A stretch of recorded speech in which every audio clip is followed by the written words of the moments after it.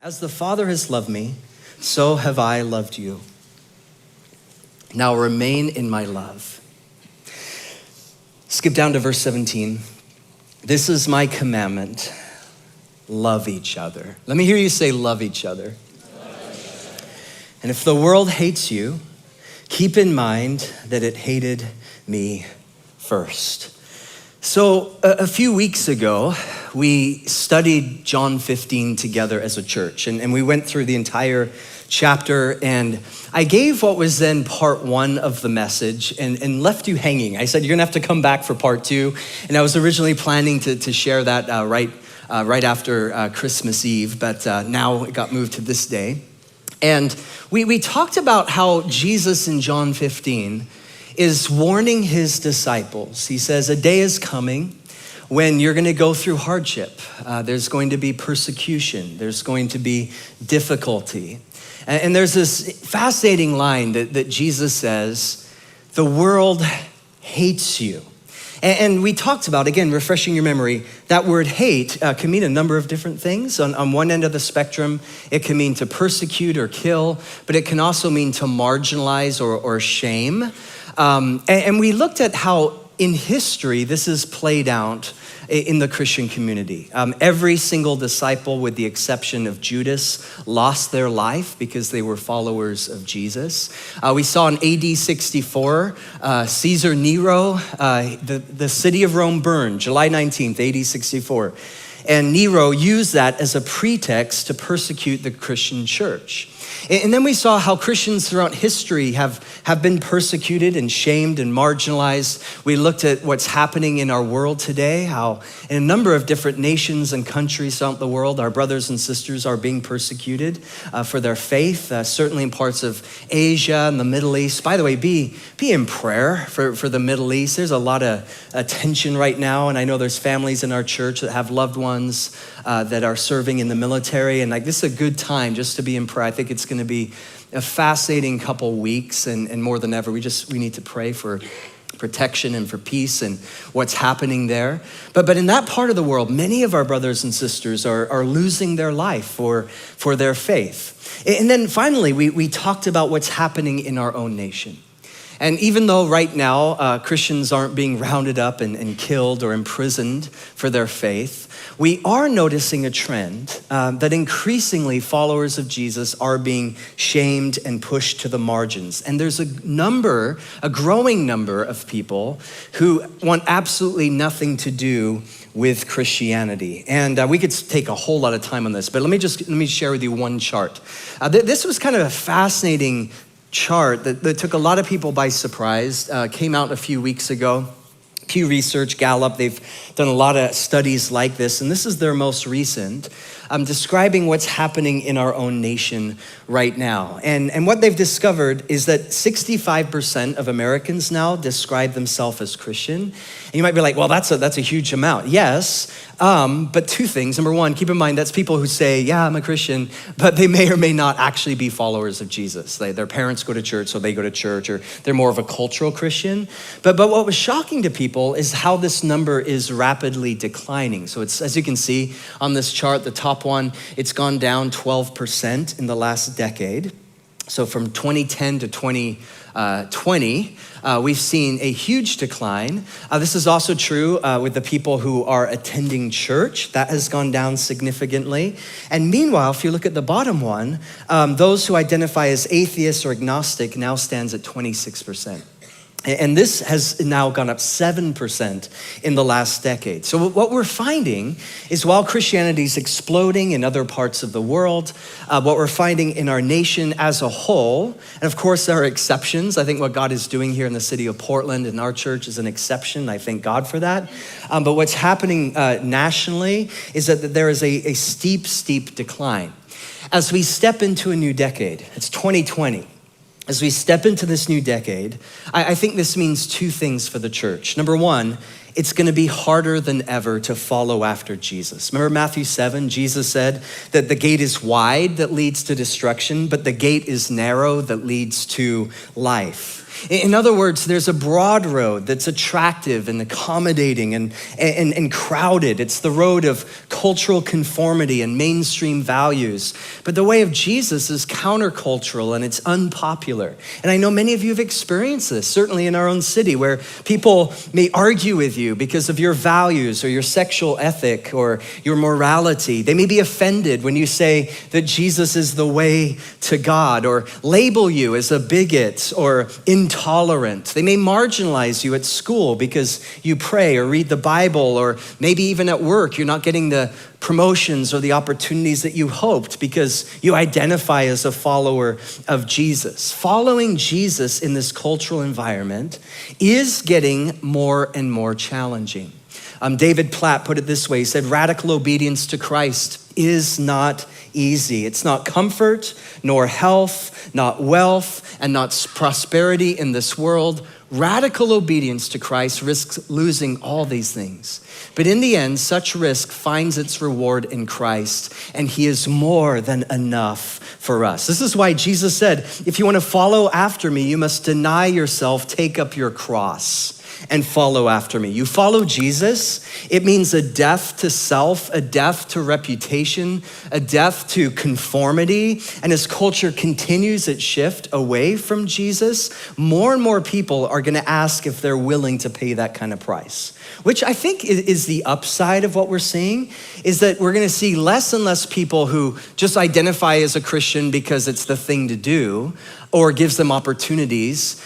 More and more, we're going to see people who are in church and are part of following Jesus. It's because they really want to be there.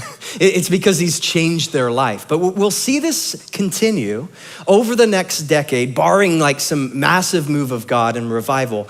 We'll see this continue, that it will get more challenging if you go on record and say, yeah, I'm a follower of Jesus. But it also means, number two, and this is where I want to spend the majority of our time, I think the church needs to rethink how it engages with the world. Let me take you on a quick overview of some historical trends. So historically, whenever times have gotten tough for the church, whenever there's been persecution, one way that the church has responded is to retreat from the world or to isolate themselves from the world. A great example would come from the 6th century. There was a monk, his name was Benedict. Actually, that's not the guy. We'll get to him in a second, but that's a cool photo. We'll come to that in a minute. There's this monk named Benedict of Nursia. And Benedict was convinced that it was impossible to live a holy life where he was in culture.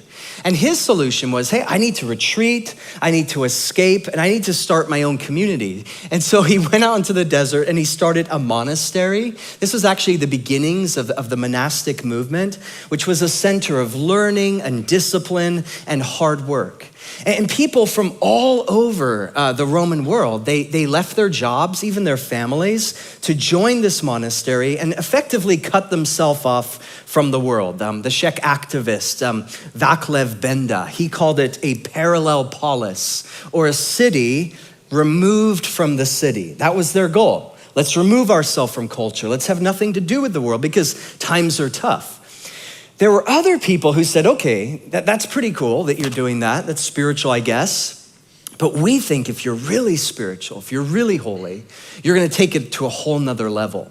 And they argued that you shouldn't just retreat from the world, you should retreat from the world that's in the church. And so they left and lived in isolation, in the desert, in caves, in mountains, and now you can throw that picture up in towers too. As you can imagine, it got kind of weird. This guy is called Simon Stylites. The painting comes from 1465, but he actually lived in the 4th century. And his whole reasoning was, look, it's not enough for me to just live with other monks or whatever. I need to live completely alone. So he built a tower that was 30 feet high.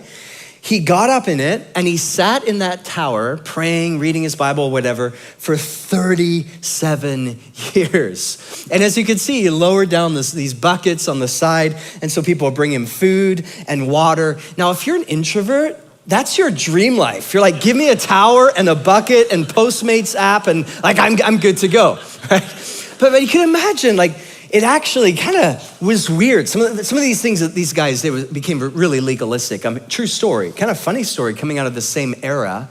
There's a guy named Anatole from France, and he heard about, hey, there's this guy, he's really spiritual, he's really mystical, and he goes up in this tower, he lives there, and that's the key, man. That's the secret. Just isolate yourself from everyone.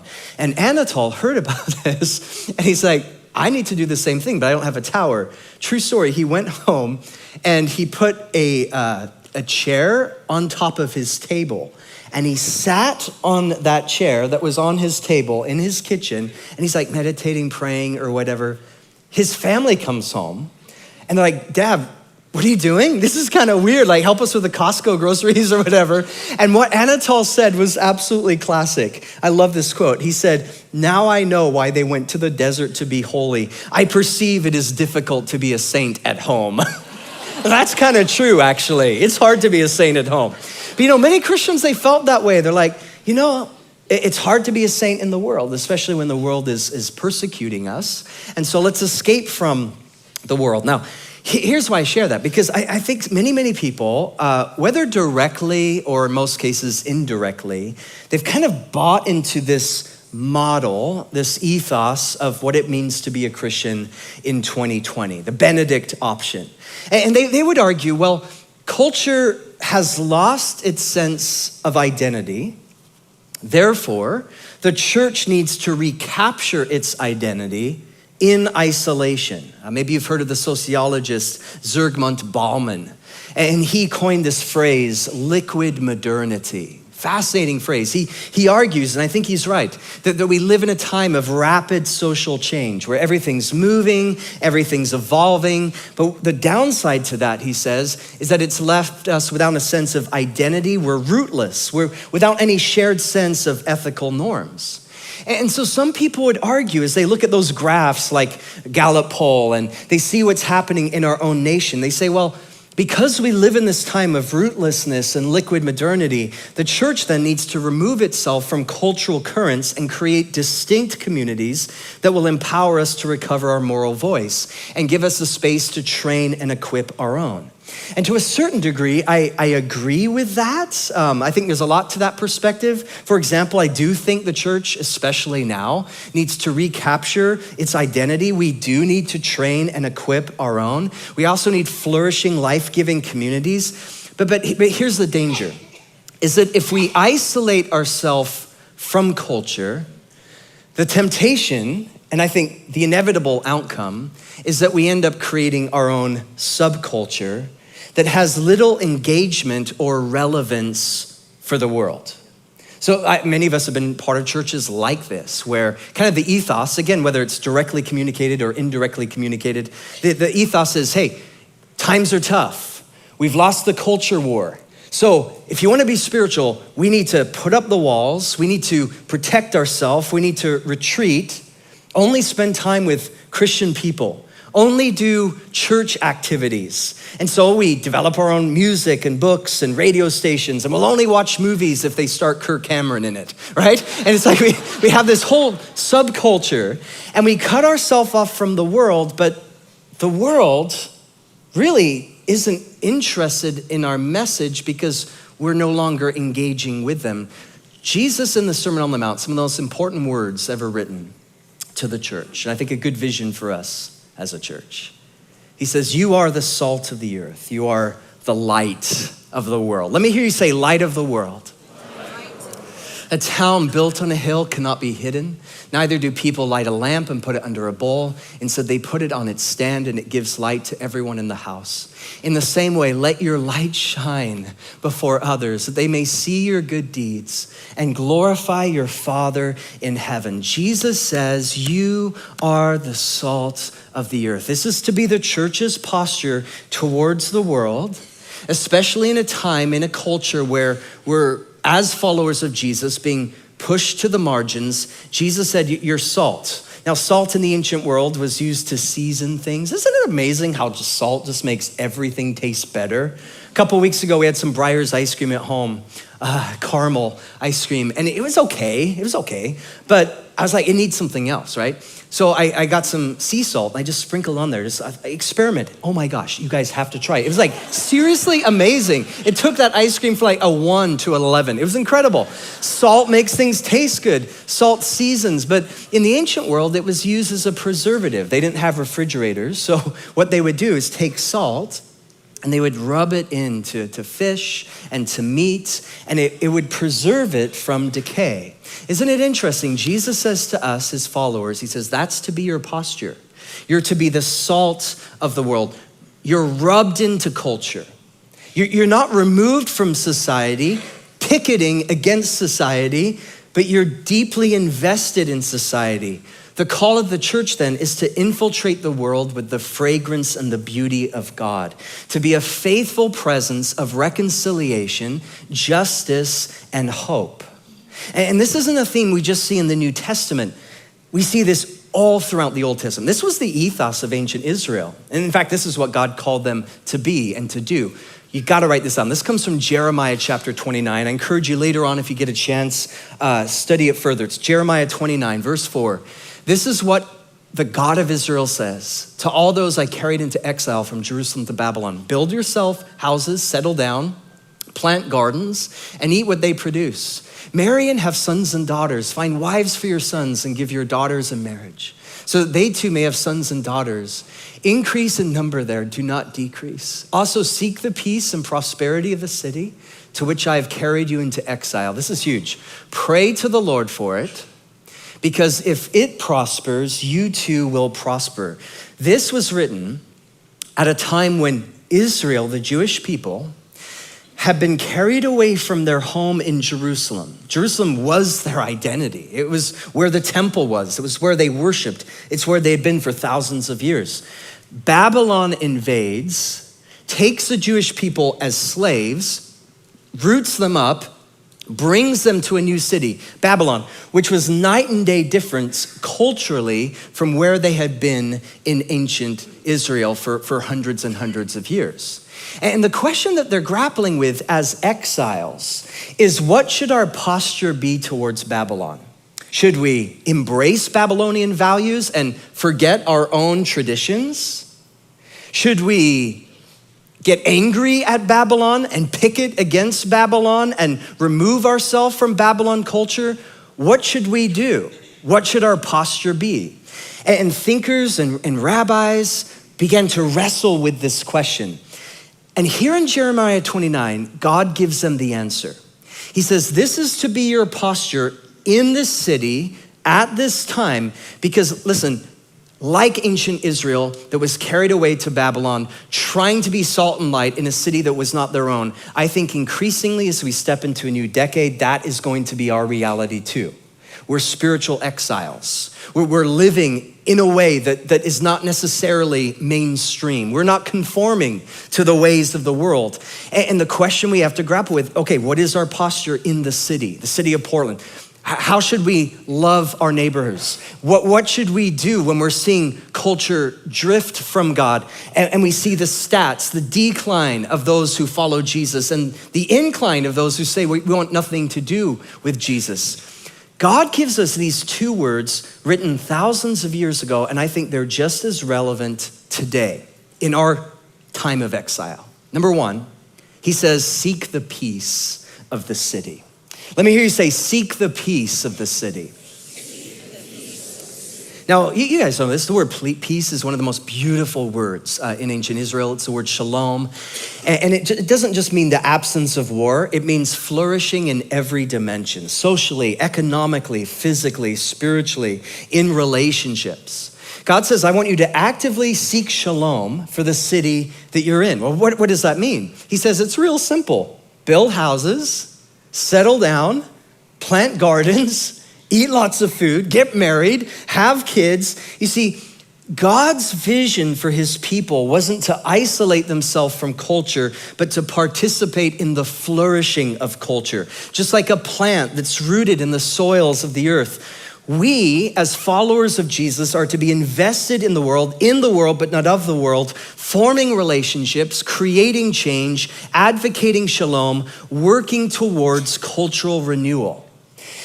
when I begin to understand that this missional theology, it then reshapes how I read John 15. And it makes me understand what Jesus is saying.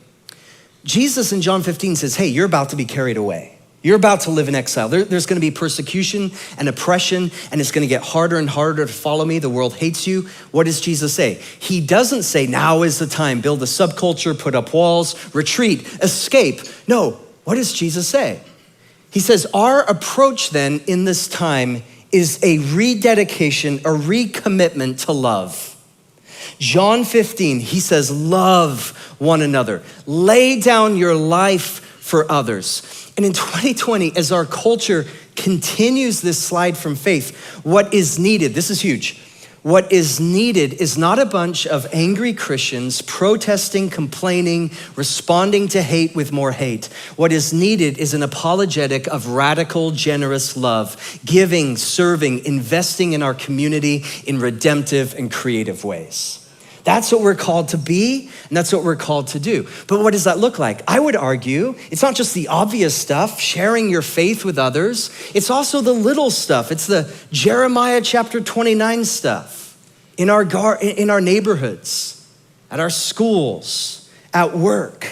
Maybe there's a coworker, you've worked with them for 8 years, and you really haven't spent time with them. You don't even know them. They don't know your story. Maybe this is the year you're like, you know what? I'm gonna take this guy out for coffee and just share with him my story. This is what Jesus has done in my life. Or maybe it's getting involved with some of our justice initiatives here at the church, Hear the Cry Local. You guys know about this, how we're tackling these issues here in Portland, everything from foster care and poverty and homelessness and sex trafficking. And maybe there's an issue right now that's just burning on your heart and you wanna see change there, and you wanna see the way of Jesus break through the barriers and some of the things that are happening right now that break our heart. And you're like, man, Lord, what would it look like for me not to just point out the problem, but to be a part of the answer? Maybe it's having conversation with people through Alpha. You guys will be hearing about this more and more, but Alpha is our ministry at the church, which is specifically designed for people who are skeptical. Remember the rise of the religious nons, the atheists, the agnostics. So we've been doing Alpha the last couple years, and this last year it is just like taken off. Like dozens and dozens and dozens of people have gone through this. And it's for people who say, yeah, I'm not a Christian, or I have questions about faith. And sure, I'd be willing to sit down and let's have some conversation. And we've seen this unfold in our church, and tons of people have heard the gospel, are a part of our church now as a result of this. Maybe that's something you can get involved in. Or maybe it's as simple as just brainstorming with some people about how to reach your community. I love this story. A little while back, some people in our church, they said, Dom, you gotta hear this.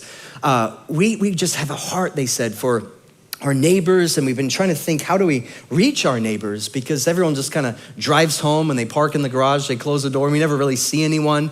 And yet we have a passion to share with them the love of Jesus. And as they began to brainstorm and pray with a few other people, they realized, you know what, there's one common denominator that we all have in our neighborhood, and that is everyone loves dogs. Like virtually everyone has a dog. And we see them at the dog park. And so they came up with this strategy. We're gonna go to the dog park like we do every week anyway, but instead of just, there for the dog, we're gonna intentionally pray and just invite the Spirit of God to open up conversation and see what will happen. And it's been amazing. God's been bringing people, conversations have happened, people have given their life to Jesus. In fact, there's people at our church today who come here now as a result of that couple who said, we just wanna be more intentional when we go to the dog park. You see, it's the simple stuff, it's the Jeremiah stuff, it's the planting of gardens, it's the buying of houses, it's the investment in our community, saying, I don't wanna just be here to use the city, but to be a healing presence for our city. Seeking the peace. So I just want to ask you, in 2020, what would it look like for us? What would it look like for you, your family, or maybe your roommates? Just say, you know what? I want to seek the peace of my neighborhood. God, give me some creative ways. Show me what that means. Or at work, or at your middle school or high school. God, how can I make a difference with these friends of mine or people I haven't yet gotten to know? Seek the peace of the city. Number 2, God says, pray for the city. Pray to the Lord for the city, because if it prospers, you too will prosper. You guys know this is a common theme in every move of God. Every revival throughout history has always had prayer as its center. That when God determines to renew ruined cities, it always begins with broken people coming before God in prayer. It always begins with women and men getting on their face, weeping for the city, fasting for the city, praying for the city. And it's in that place of brokenness that healing begins. 2 Chronicles says, if my people who are called by my name will humble themselves and pray and seek my face and turn from their wicked ways, I will hear from heaven, I will forgive their sin, I love this, and I will heal their land. Let me hear you say, heal their land. Isn't that your heart? Man, we look at our nation right now, we need healing. We look at our city, we need healing. And God says, the only way that this can happen is if you're in a place of brokenness and you're seeking my face and you're praying. And it's not just a brokenness and a burden for all the injustices that we see throughout the world, war and conflict and racism and broken homes. It's not just our brokenness to those issues, but it's also, and this is the beauty of prayer, is that prayer reveals our own need and our own desperation. Prayer makes us broken.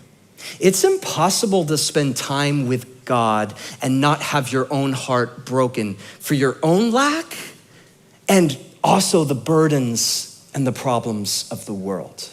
And I think if we're gonna see revival in our time and in this decade, it's gonna begin in a place of brokenness. Things can't be healed unless they're first broken. My wife, a few months back, she broke her toe. And it was really nasty because it was like 45 degrees just kind of sticking out like this. And we're like, this isn't good, we should probably get you to the doctor. So we take her to the doctor, they reset it, they taped it back to the other toe. And a few months later, it kept hurting and it didn't seem to be getting better. And we took the tape off and the toe was still like this. Like, okay, this isn't good. So we went and saw another doctor. And the doctor said, well, it didn't reset right. So we're gonna have to make another appointment and we'll have to put you under and reset it, re-break it actually, and then reset it and then we'll fix it. So my wife was kind of dreading that day. It was just a few weeks ago. And couple days, true story, couple days before her surgery, she was climbing up the stairs and somehow she like whacked it and it like hurt so bad. She went downstairs immediately, holding her foot. It got all bruised, it got all swollen.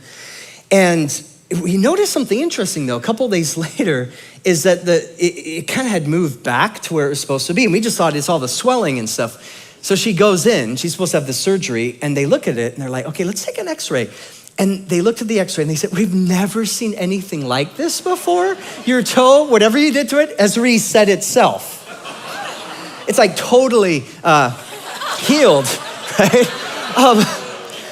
So amazing. So my wife doesn't have to have the surgery. Incredible. Sometimes it's only when something is broken, right? That healing can happen. And this is what God is saying to his people in Jeremiah, in John. He's saying, look, I want to heal. I want to work. I want to bring revival. There's something new I want to do. Renewal in your city. But it begins when God's people are broken. Are you broken today?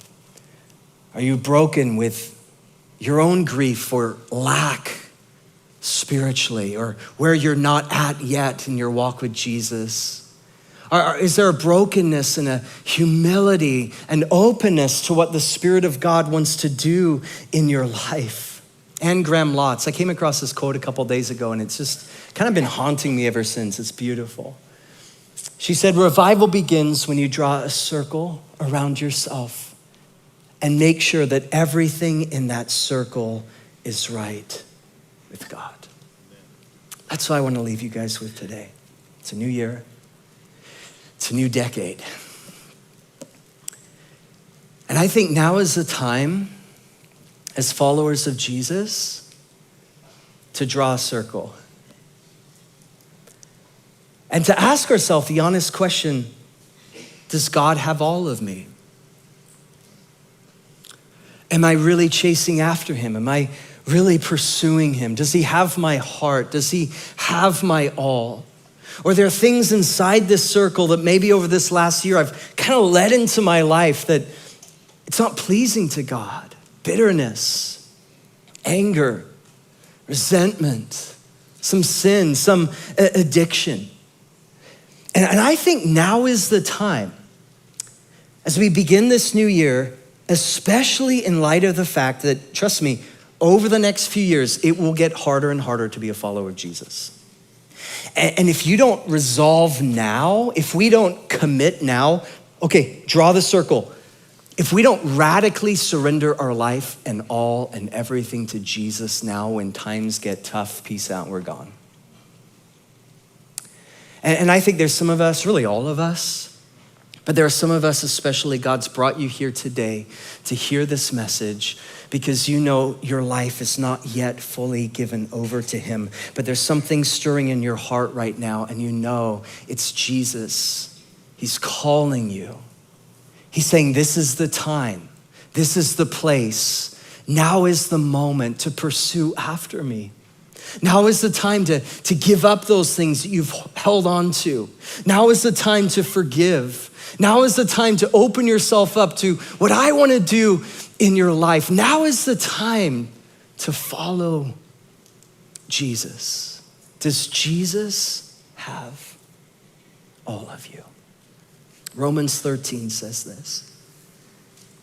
And do this understanding the present time.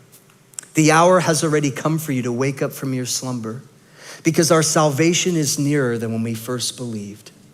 The night is nearly over. The day is almost here. So let us put aside the deeds of darkness and put on the armor of light. I really believe this is a word for some of us here today. Let us behave decently as in the daytime, not in drunkenness, not in sexual sin and lust, not in arguing and jealousy. Rather, clothe yourself with the Lord Jesus. And do not think about how to gratify the desires of your flesh. Westside family, I know this. That is Jesus' vision for you and for us in 2020. Amen? Thanks for listening to this teaching from Westside at Jesus Church. If you've been blessed by our ministry and would like to partner with us through giving, please visit westsideajc.org/give.